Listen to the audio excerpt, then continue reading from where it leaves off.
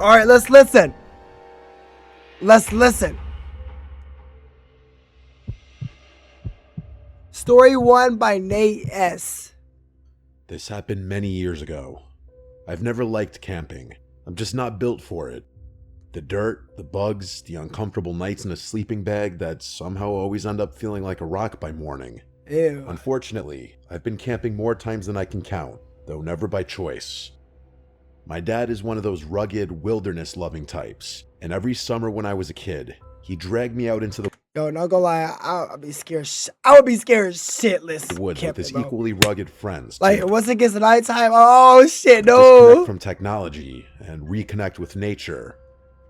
By the time I hit sophomore year of high school, I'd had enough of suffering in silence. I finally convinced him to let me bring a friend along to make the whole thing a little more bearable. To my surprise, that's he better. agreed without much fuss. So I brought my friend Charles from school. Now, you'd think bringing Charles would have made it worse, considering he was a hardcore Boy Scout back in the day and actually loves camping. That would probably Charles make it was better. cool about it. He teased me for hating it, but he wasn't one of those "you're not a real man if you don't love the outdoors" types. Plus, I figured if I had to suffer, Gosh, people like that are unbearable. at least I'd be suffering with someone who knew how to make a fire and pitch a tent without turning it into a full-blown disaster. He was stoked to come, partly because he loves camping, but also because, back then, he looked for any excuse to get away from his parents. Unfortunately, the trip didn't go as planned from the start. It turned out that one of my dad's friends had messed up the campsite booking. Instead of some remote, peaceful spot deep in the woods, we ended up at this crappy, overdeveloped campsite. I'm talking indoor bathrooms, paved walkways, and even a playground for little kids. It wasn't camping. It was basically glorified backyard living. Or glamping, I guess. To say my dad was upset would be an understatement. We didn't even discover the pissed? That boy was pissed! hours later. Right next to the campsite That boy was a pissed! amusement park. I'm not joking. An actual amusement park with... Wait, but I mean, I don't really go camping, so I don't understand. But how is this that bad? Carnival games, a Ferris wheel, and a handful of roller coasters.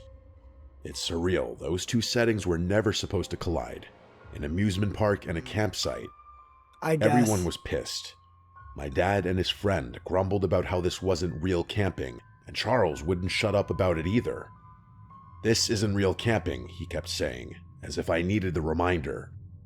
It started getting annoying because Charles kept making jokes about my family, as if we didn't know what real camping was.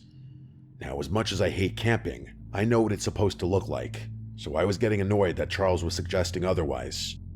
I told him to knock it off, and he did. The whole situation sucked. We had driven hours out to the site. It wasn't like we could just turn around and leave. So, with no better option, Yeah, just we made stay. the best of it. The grown-ups sulked for a bit, but eventually got to work setting up the camp. And Charles, of course, stepped up like it was time to shine. Within minutes, we had our tent. I know that shit's annoying. Like, I know that shit's annoying. Up, all the knots tied perfectly, the rainfly secure, the whole thing staked and towed like it came out of a manual. Even my dad, who never really gave compliments unless someone was bleeding or unconscious, nodded in approval, which got under my skin a bit. Charles and I were sharing a tent, and once everything was set up and dinner was done, we slipped away for a bit under the excuse of organizing our stuff. The truth was, Charles had brought a little metal pipe and some weed in an old Altoids tin. Oh. Nothing crazy, just enough to take the edge off. I should mention that Charles and I were in that delinquent phase of life, where we liked causing trouble and hanging around in places we didn't belong.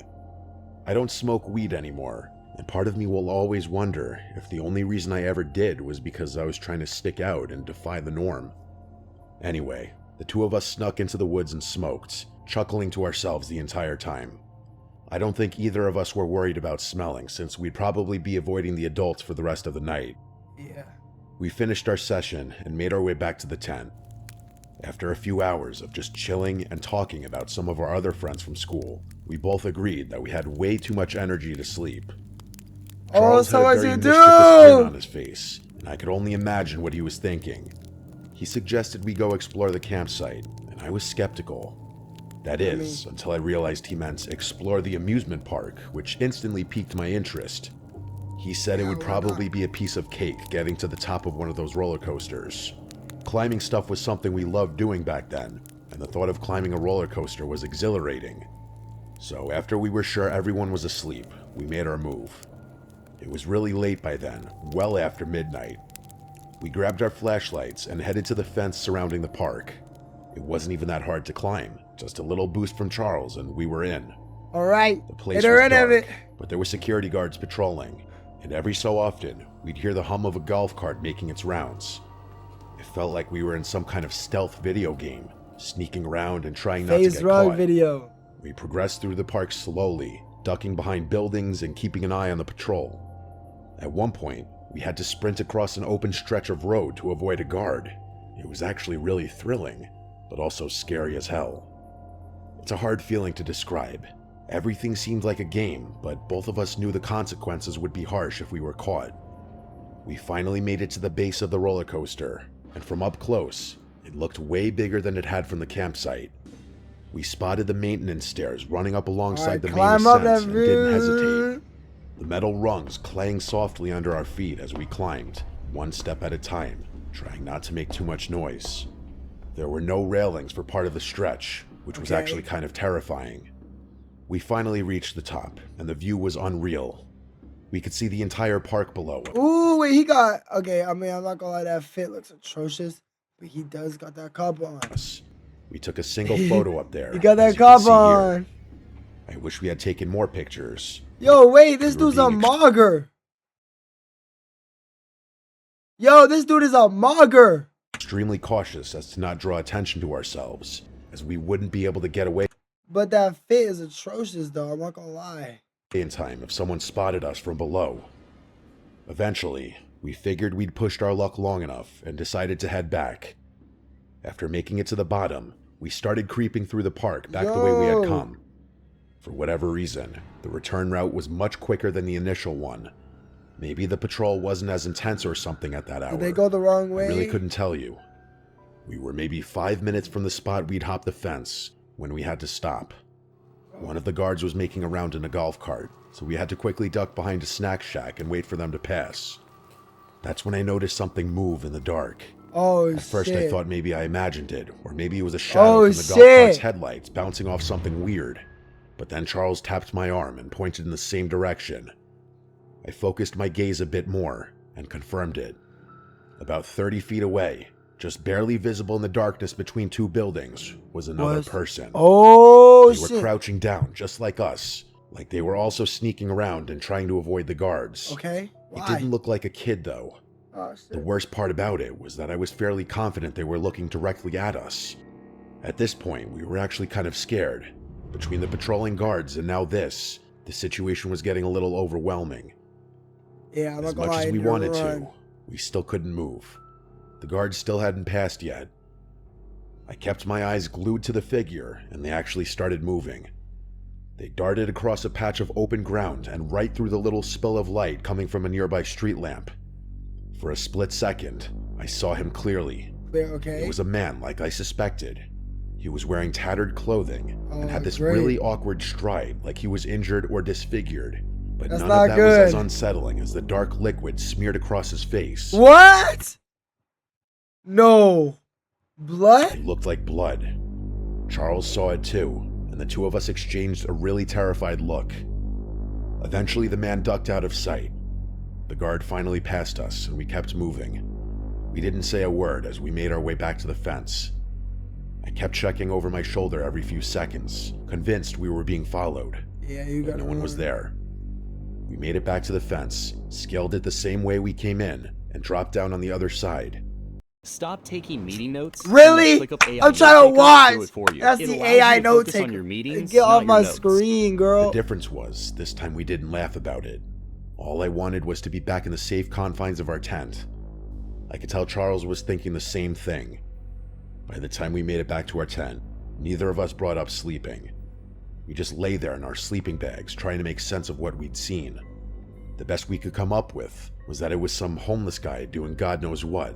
Yeah. A stupid explanation, I know, but we couldn't think of anything else. He probably followed you. The next morning started off normally. We got up, had a bite to eat, and started packing our gear to go fishing. But around 10 a.m., one of the camp staffers came around to our tent site and gave us an announcement that the whole campsite was supposed to hear. Apparently, a man had been stabbed. Was that my headphones? Fuck, I'm paranoid. Killed the night before. I'm paranoid! 4 miles away from the campground. Yo. They weren't giving many details, but the guy who did it was still on the loose, and the local sheriff's office had asked all park rangers and campsite staff within a certain mile radius to be on high alert. They described him as a disheveled white male in his late 30s, shirtless, possibly bleeding, or with blood on his clothes. That's him. They instructed us to pack our things and leave for our own safety. That's him. Charles and I instantly connected the dots. It must have been that guy we had seen the night before. Yo, we kept our mouths shut. That's we didn't crazy. tell my dad. We didn't tell the Rangers. And I still don't really know why. I know I'm going to get a bunch of hate for this, and I get it. But at that age, I was more convinced with staying out of trouble than anything else. Yeah, I mean, I still get it. kick myself for not speaking up. My statement could have led to the capture of a dangerous person who may have gone on to commit more crime. I'm still close with Charles. We went to the same college, graduated together, and work in similar fields. This experience is something we don't often talk about, though. If I'm being honest, I think Charles feels much more guilty about not speaking up than I do. Mistakes and regret aside, though, I think it's crazy that my friend and I were mere feet away from a murderer on the run. I don't like thinking that's actually wild about what could have happened had we crossed paths that night. Yo, I'm paranoid. That shit was story 1, bro. What? On story 1. That shit was story 1. Oh my. All right, story 2 by James Higgins.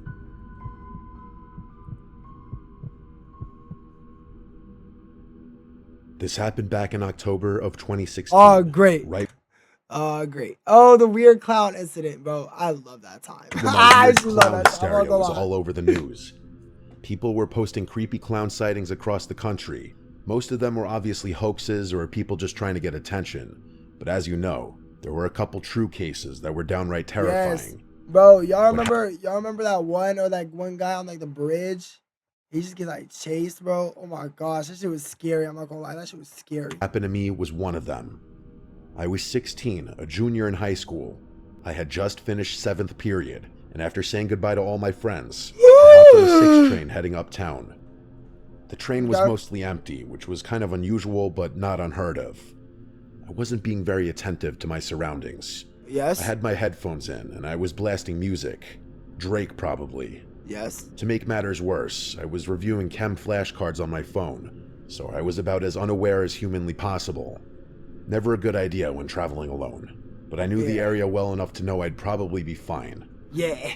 I was planning to get off at 96th, then walk home from there. Nothing unusual, just a regular Wednesday. But things went downhill really fast. Oh, shit. We arrived at 96th, and I jumped out of my seat instinctively, barely even looking up to make sure it was the right station.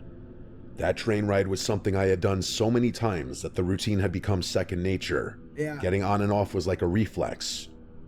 With my head still buried in my phone and my music still blasting in my ears. Yo, he definitely my way over low key, he probably got off at the wrong one if he's saying that. To the doors.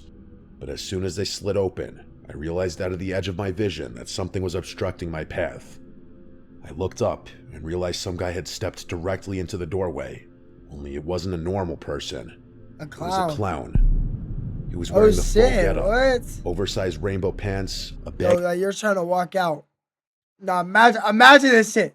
Nah, fuck that shit. Look, imagine that shit. So imagine this green screen a door, all right? Imagine this green screen a door.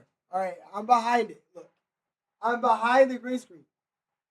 And this opening, all of a sudden someone step in front of you. No! And it's a damn clown. Yo, like, imagine that shit, though. Yo, that's actually... I'm not gonna lie. I would start throwing every single thing I got. I wouldn't even just throw my hair. I would throw my feet, bro. Yellow shirt with red suspenders, giant red shoes, and this exaggerated white makeup smeared across his face. Red nose, blue eyebrows, the whole cartoon nightmare. The only thing missing was the wig. I was literally frozen in shock at the sight of him. Not only was I caught completely off guard, but until then, I had never been in such close proximity to something so bizarre. I know, like what? He didn't say anything, he just stood there, not trying to get on the train, but clearly preventing me from getting off. I snapped out of my haze and realized I had a good 5 seconds before the doors would close, so I had to do something. Move. I tried to brush past him, but the literal moment I made contact with him, he leaned down in one fluid motion like he was trying to make sure we were face to face. Before he could grab or restrain me, I sprinted past him, and that's when he lurched forward in an attempt to tackle me. Yo, what? I dodged him and continued running, and he started chasing me. It was terrifying. There was no one else around, and I was being chased by a killer clown. The 96th Street station is relatively quiet in the early afternoon, so I was essentially on my own. Yeah, I mean... I shot a glance behind me and saw him pursuing me, only his stride wasn't normal. He was running with this jerky motion like his limbs were disproportionate, but I was much more focused on what was now in his hand. What looked like a kitchen knife. Oh, shit. Oh, yeah, I'm not gonna lie, bro. You lucky be alive. Or he had been hiding it or what his intentions were, but I didn't care. I ran up the stairs and out of the station and immediately reported the situation to the police. You lucky be alive. He didn't follow me onto the street, but I was still pretty shaken up. The police sent someone down to the station, but he was gone by then. Even after talking to the police and being reassured that I was safe, I couldn't get the irrational thought out of my head that he somehow knew where I lived and was going to track me down later. But that obviously didn't happen. In fact, nothing else ever happened at all. I wouldn't be surprised if my story ended up on the news as one of the many strange clown encounters of 2016, although I can't say for sure. It took me a few weeks to fully get over this experience. Bro, that was a short story, but that's it. Oh my gosh, I would be scared shitless. All right, story 3, Anonymous. By Anonymous. And this is a long one. This isn't your typical scary story. Hey, this is the longest story. It's 11 minutes. It's the longest story right here. But I promise it's worth a listen. All right, best for I last. was 2 years out of undergrad when the whole thing started. While I was technically getting an online graduate certificate at the same school I had obtained my bachelor's at, I still had a ton of free time on my hands. During that period of my life, I was jumping around from odd job to odd job, looking for any old gig to fill the hours and help me stack some cash. Yes. Let's just say Indeed was my best friend at the time. Yes. I honestly found 90% of my leads from that one website alone. I was getting tired of door dashing around the same 6 neighborhoods for minimum wage. Yes. So I decided a change of pace was in order. Yes. As I was browsing Indeed later that night, I stumbled upon something intriguing. Yes, like shut up. It was a private lifeguarding job at a hotel a few towns over. Okay. I know that doesn't sound that abnormal by itself, but there were a couple of strange details in that listing that gave me pause. First of all, the hours were backward, like they weren't normal pool hours. You'd expect a typical hotel pool to open sometime in the morning and close sometime in the evening, with maybe a few hours of downtime in the middle of the day, right? Well, this was the opposite, damn near exactly. They wanted someone to operate and supervise a swimming pool from 5 p.m. to 1 a.m. during the week.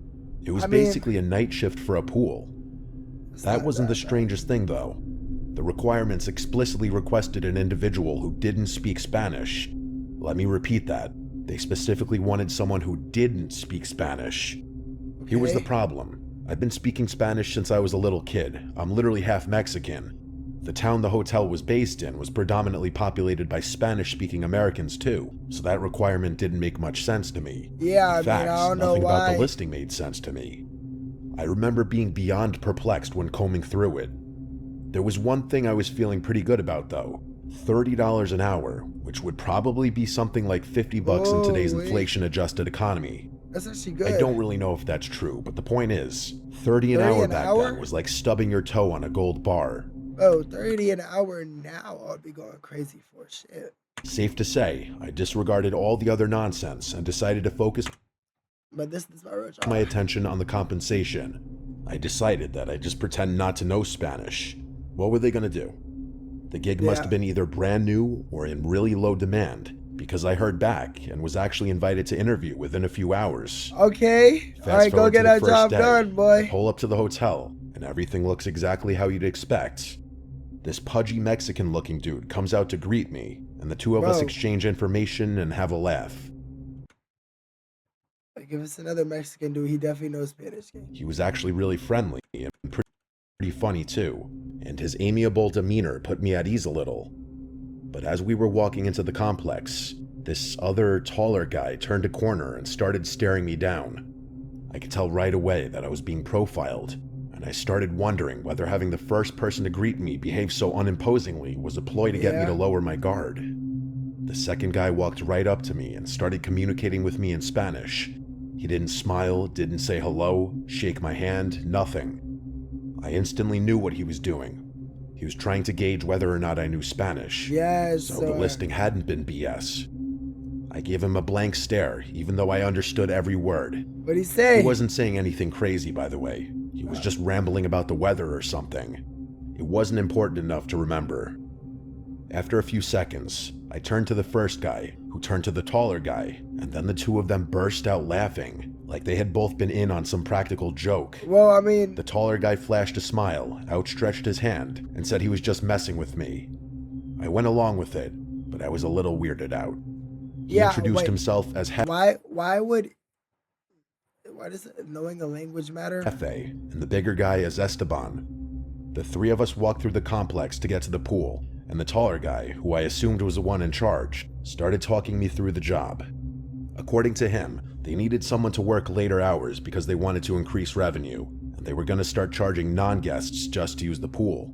Okay. I didn't even know if that was legal, but I wasn't about to start complaining.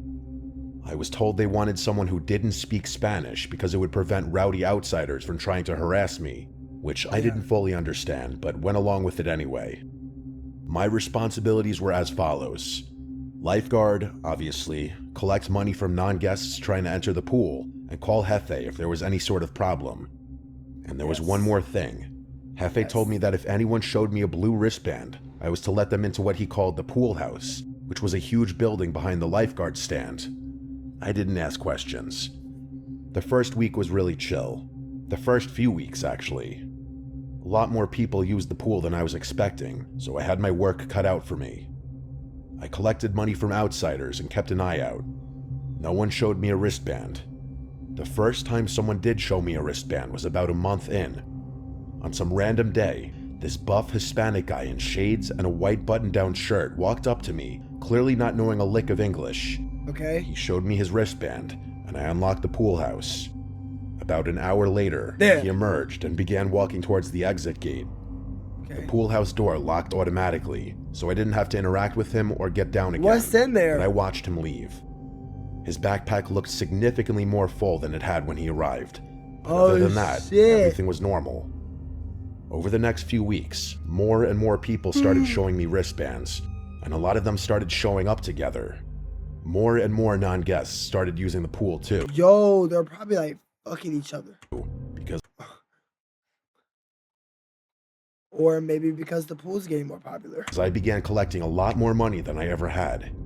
At one point, I realized I was actually collecting too much money. Like, people entering the pool would overpay me by a crazy amount on a consistent basis. I called Jefe about it, and he told me not to worry, saying that people made mistakes all the time. I could tell he didn't want to talk about it more than he had to, because he hung up the phone while I was mid-sentence. Amidst everything fishy that was going on, that short, harmless phone call confirmed to me that I was involved in something more than just lifeguarding a swimming pool. Oh? Only after hanging up the phone did the true gravity of the situation hit me. My mind started smothering all the noise until there was a single thought I couldn't purge from my brain. Money laundering. I didn't know what to do. On the one hand, my intuition was telling me I was involved in something illegal and should get out of there immediately. You definitely are. But on the other hand, I had no safe way of confirming that suspicion and didn't want to forfeit $30 an hour over nothing. So I kept my mouth shut and kept the job. After that moment, though, I started piecing everything together. The pool house, or the building I'd been told was a pool house, was clearly where the shady stuff went on. Illegal gambling, drug trafficking, something worse, whatever it was happening right behind me every single day, obstructed from view by only a single locked door. Patrons of the pool started getting more friendly with me, especially the wristband wearers. Strangers began learning my name, and I went from solely collecting money to collecting tips, high fives, and greetings too. As people got more comfortable with me, they started talking in front of me. I'd catch pieces of their conversation in Spanish, and let's just say all my suspicions were confirmed. Oh, damn. Admittedly, the added benefits made overlooking everything else much easier. Plus, my hands were clean. I was being employed to perform a job, which was exactly what I was doing.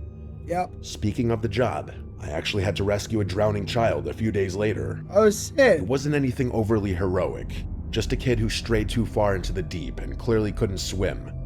But when I returned to the surface of the pool, everyone gave me a standing ovation. It was a really, really unique feeling. Yeah. After that, Hefe actually came down from wherever in the hotel he had been and thanked me personally for doing such a good job lifeguarding. He said he owed me his life, which I didn't understand until I realized the kid I saved was actually his son. Oh! The next day, Hefe, Esteban, and a bunch of other dudes, some of whom I recognized as wristband wearers, were all waiting at the gate to greet me with a glass of wine. That obviously felt great, but the good feeling didn't last. After everyone toasted me, one of the men made a toast in Spanish. I don't remember what was said verbatim, but it was not a pleasant speech. Oh, He shit. was basically toasting all the money they were making and all the, quote, lives they were destroying, whatever that meant. Everyone laughed and drank, but that was the moment that made me realize I had gotten addicted to something seriously insidious. No amount of money and tips should have justified me staying at that hotel that long. Yeah, you gotta And leave. yet, regrettably, I had. The next day, my mom called me while I was at the pool. I'm not gonna get into it, but my mom, rest her soul, never called me unless it was something really important. Yeah. So I had to answer. Oh, I got shit. down from my stand and went over to what I thought was a private little alcove so I could have some privacy. My mom only ever spoke Spanish, so naturally I had to talk to her in Spanish. I don't remember what she called me about. What I do remember is that after hanging up and turning to head back to the pool, Esteban was standing directly in my path, staring at me. He did not look like that same friendly guy I had met on my first day at the pool. Oh, no. After a really awkward pause, he asked how long I knew Spanish. I played dumb, saying I was just practicing it with a friend and wanted to learn, but I knew he saw right through me. He just kept staring at me like he was contemplating something. My heart started racing, and I felt like he was debating whether or not to harm me. Oh, shit. Eventually, he just said, okay, and turned around, and I immediately went right back to my post. I debated leaving, but couldn't force myself out of the chair. They might have taken that as a sign of guilt. I could have been failing a test. They probably knew where I lived. Those were all thoughts racing through my mind as I prayed for my life, frozen to that chair. A few minutes before my shift ended, Hefe came up to me and told me to arrive an hour early the following day, as he'd have a new opportunity to offer me. Then he tipped me a couple $100 and walked back into the hotel. When I left the hotel that day, I never returned. No way. Hey, good. That situation had no good ending. Good. I don't think I was ever followed home, but for months after that, I was a paranoid wreck. Every van or suspicious-looking car on my street freaked me out, and there were nights where I just stayed awake for hours, thinking about the situation. Even after all these years, Hey, I mean, you got that bag, though, didn't you? there are things about it I don't bag. understand. They were obviously moving drugs, I get that, but why they'd even need me at all was something I never understood. My best guess was that they just needed someone on payroll who could act like a clueless employee if the cops ever stopped by. Who knows? I still think I was really close to losing my life that day, as unlikely as that may seem to anyone hearing this. But I'm telling you, the way Esteban was glaring at me, there was one thing on his mind, and one thing only. Hey, that's actually... That's pretty wild. And that's pretty wild. Not gonna lie.